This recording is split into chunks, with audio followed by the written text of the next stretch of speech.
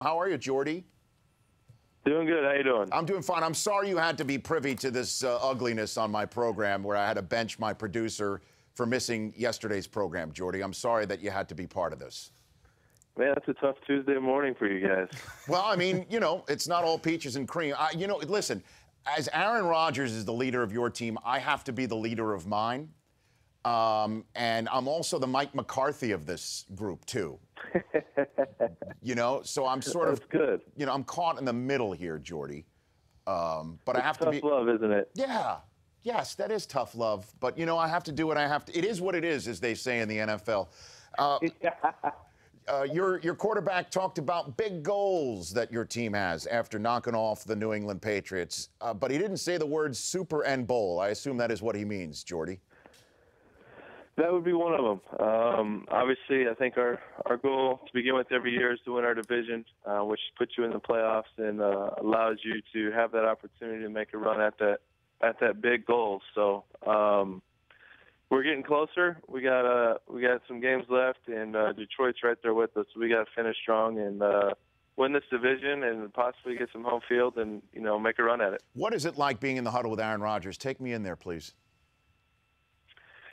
Well, we don't huddle much, so it's pretty much just one play of possession, and it's pretty calm, nothing crazy, just gives us a play. Sometimes he'll give us a little something, mainly at like beginning of the game or an important drive or beginning of half or something of, just focusing everyone in and letting everyone know we need to go down and do something here and, score a touchdown and, keep the momentum going. I guess then the better way to phrase it would be, what's it like being in a play with Aaron Rodgers? Because many times the play doesn't begin until a few seconds after the snap because of how he operates outside of the pocket. So what is it like, Jordy Nelson, to be in a play with Aaron Rodgers? It's always moving. With our no huddle, you can get to play, and then Aaron will go through what he needs to go through, read the defense, and you can get another play.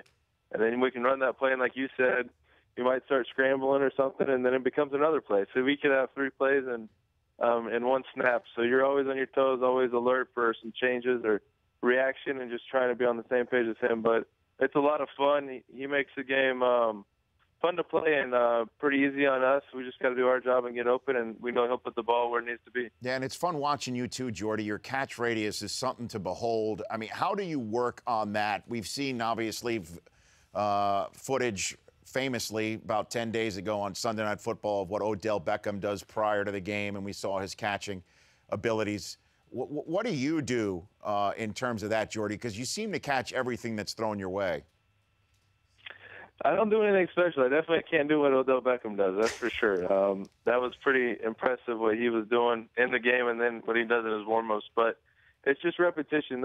You get put in a lot of situations at practice over the years, and I think that's the number one thing for us is a lot of our guys, we practice every day. I mean, we don't try to sneak a day off here or there. If you're able to go, you go, because that puts you in situations that could relate the game. So you just got to react, have confidence in your hands, and make sure you're just fundamentally sound and focus. A lot of it's focus. Sometimes you'll see guys drop an easy one but catch the hard one, because the easier they are, the less focus you give it because you want to catch it and run, and that's when you usually let it slip through. You got a Monday night game against Atlanta this week, and you saw what Atlanta did against Arizona this week, and I'm sure you'll be watching a lot of film. What do you expect in this game against the Falcons to wrap up Week 14, Jordy? It's gonna be a tough game. Like you said, Monday Night Football, so everyone will be amped up for it.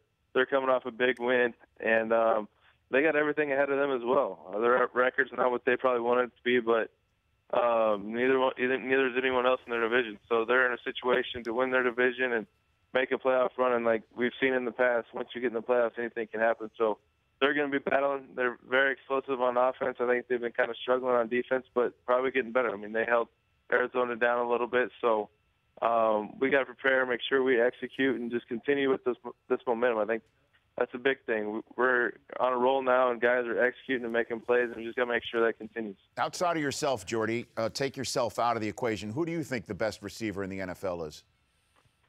Oh, man. And your teammates. Take your teammates out of it, too. It's tough. There's so many guys that do so many different things, and every team uses them different. But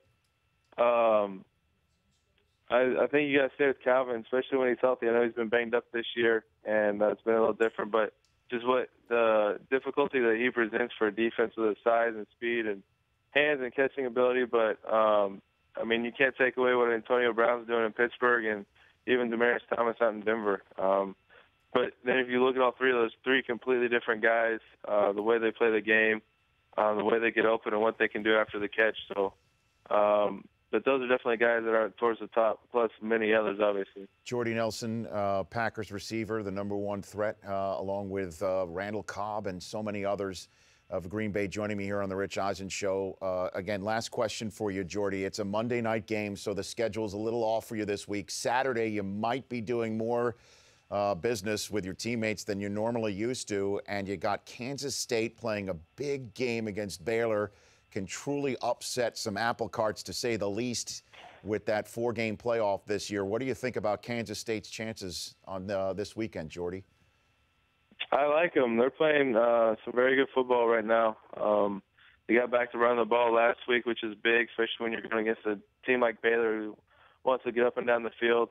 Defense, I think, has been playing great all year, holding teams down. So they got an opportunity. I'm interested to see what's going to happen with Baylor's quarterback. I think he kind of had a little concussion or something last week. So see if he's able to go. And we kind of owe him one from a couple years ago. So hopefully the guys can go down and play well and, like you said, kind of screw some things up in the college football playoffs. Are you going to be able to watch the game, or have you gotten your Saturday schedule? I haven't even seen what time is the game. You know? What time is the game? Do we know what time the game is, Chris Brockman? Let's help Jordy Nelson, who calls in on his day off this week. Do you have the time of the game of the Big 12? I assume it's a night game. I do. It is 7:45 Eastern. 7:40. So 5:45 your 6:45 your time, Jordy. Absolutely. I'll be watching every minute of that game. Okay. Enjoy it. Thanks again for calling in, Jordy. I appreciate it, and we'll chat with you down the line. No problem. Thank you. You bet. That's Jordy Nelson. The Rich Eisen Show, weekdays at noon Eastern. On Audience.